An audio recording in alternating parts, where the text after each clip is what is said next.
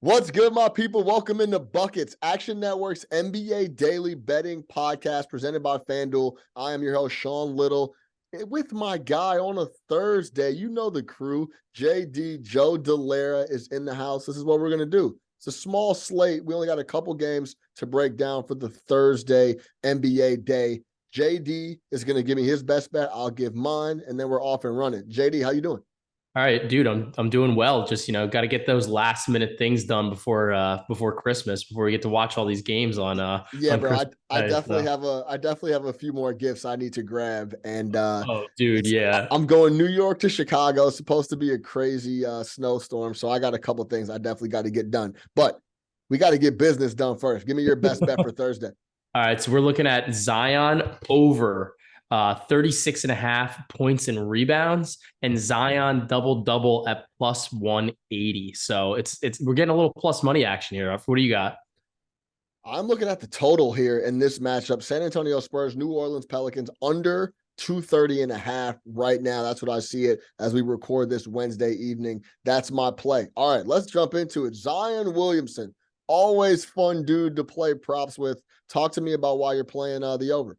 Dude, so Zion's been awesome without Brandon Ingram on like being active, being able to play, and he's really taken on like a much higher offensive load. Part of what I've liked here, though, is this is a great matchup for him against the Spurs. I understand that Pirtle is back, he's playing. We all talk about how good of a defender he is. Well, let me tell you what, he's really good at defending guys that are not named Zion Williamson. So, in Zion's last four games against the Spurs, he's played basically 30 plus minutes in all of them. And he's got four consecutive double doubles. He's gone over 30 points in back-to-back games, including in November. And he's just a wrecking ball against the Spurs. Like, this is a bad matchup for San Antonio, as they just don't really have somebody that can cover him properly. Like, as good as Pirtle is, I think that he's just a really good guy. Like, he would be a great guy to come off the bench, I think, and that was like where he really developed as more of a defensive player. But when he's got to play these guys and like he's gonna have to cover and do work on not only Zion but on Valanciunas, this is rough for him. So I like Zion to continue this scoring streak, this hot streak, especially with the rebounds. And normally Zion's not a big rebounder, so these rebound numbers like really popped out to me. And I was like, he can go over 36 and a half points. Like, you can go over 36 and a half on just Just points. scoring. Yeah. Just scoring. So like that's why I like the combo prop as opposed to just 7.5 rebounds. And I like the play on the double with the fact that he's got 11, 14, 14, and 11 in his last four matchups against Pirtle specifically. So I really like this spot for Zion. What about you? All right. What do I feel about? How do I feel about the play? Yeah, I mean, what do you think? Yeah, no, I thought you were telling me to jump into my pick. Or No, whatever you no, no, they're all tied. no. I like the. I always when I'm looking at point props and PRAs and rebounding and any specific player prop, I always look at the matchup and how a certain player performed against said team and said matchup that he's going to go against. When you see things that you don't see typically in other spots, like you laid out with Zion rebounding the rock, all Yeah. that stuff jumps out. So that's when we know Zion's going to score. A big point on my cap coming up here for my play is they've lost four straight. Zion's going to come out here and try to make an impact. So if you're going to tell me that he's going to have success rebounding when we know he controls the rock to close the game coming down the stretch, so the assist numbers are going to be there, and we know he can score if he wants to get to the bucket at any point in time. So yeah, I like the play. I like the over, as long as he doesn't do something like score 55, because I am on the under in this game, under 230 and a half. I'm not going to overcomplicate it. I'm not going to get too fancy.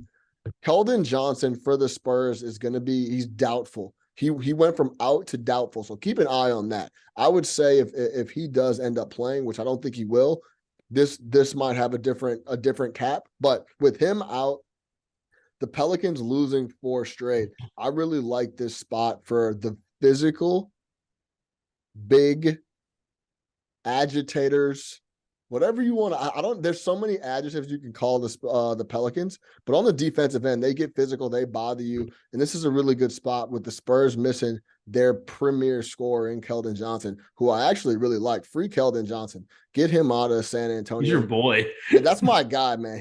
I really like his offensive game. He could really fill it up. So with him not being on the floor, The Pelicans losing 4 straight, and they're going to be physical on across the board, especially and on the glass and in transition on defense. I like this game to go under 230.5. I believe that's a little too high. 8 of the 11 games as a favorite, the Pelicans, it's gone under. They're 7 to the 9 to the under at home.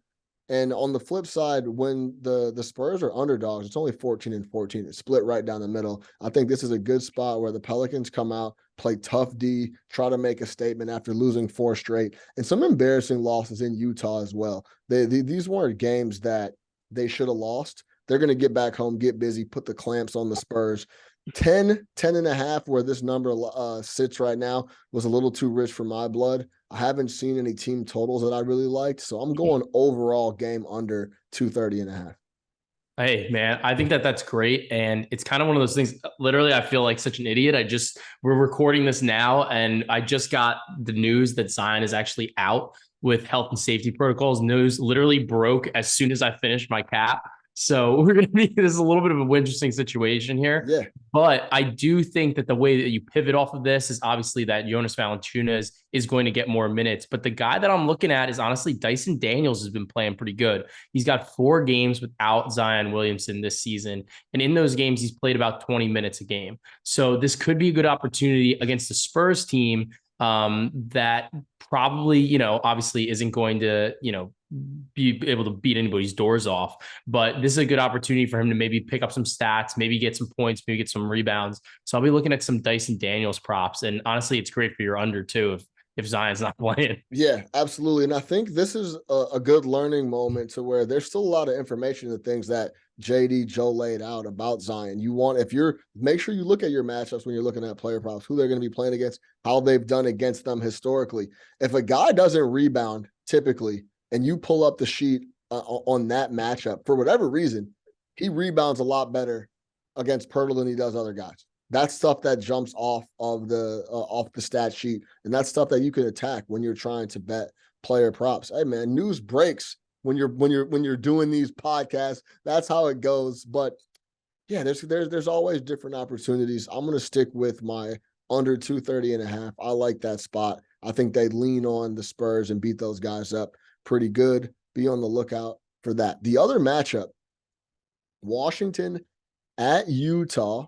Utah's a tough place to play. Washington just is going to be off a back-to-back as well. They just beat who did they beat last night? They broke their losing streak. Oh, the Suns. They came back, they had like a 13-point run on the Suns. They came back, beat the Suns on a run. They were on a, I believe, 6 or 7 game losing streak. So they were able to snap that. Now they have to go to Utah, who everyone's waiting to blow it up. There's no line as we record this Wednesday night. There's no line out on this game yet. Any thoughts on the matchup before we get out of here?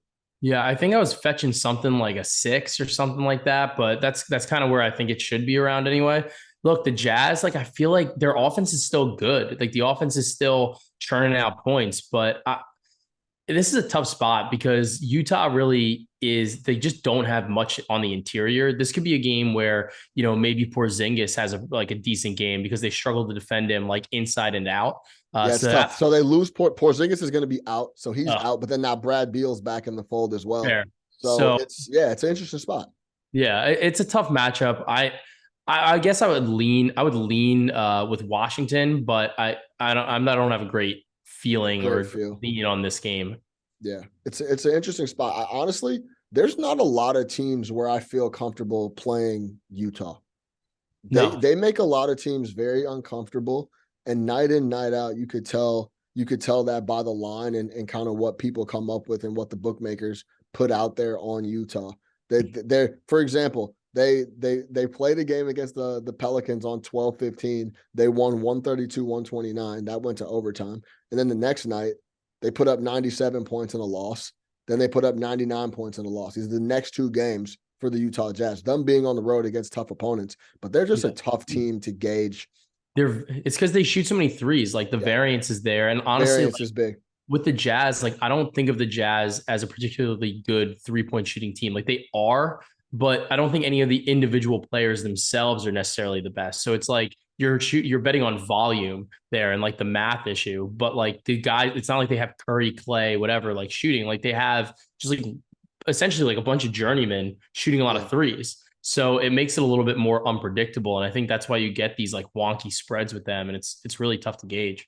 Yeah, absolutely. All right, that's a 2-game slate for us. Always follow us, man. And when stuff like this happens, breaking news, our picks may change. That's why you follow us in the Action Network app where you could get all our official plays. We'll log them. Joe Dallaire is on there as Joe Dallaire. I am on there as at Chicago Flow. Same way on Twitter at Chicago Flow for me, at Joe Dallaire on Twitter for my guy JD. To recap, the official play without the breaking news is going to be under 230.5 in Spurs Pelicans. Be on the lookout for that number. Try to get the best price. If you like the cap, lock it in. Enjoy the holidays. We'll see you guys next week. Don't forget to get buckets. Holler at our guys at FanDuel. Appreciate you guys. Have a good holiday.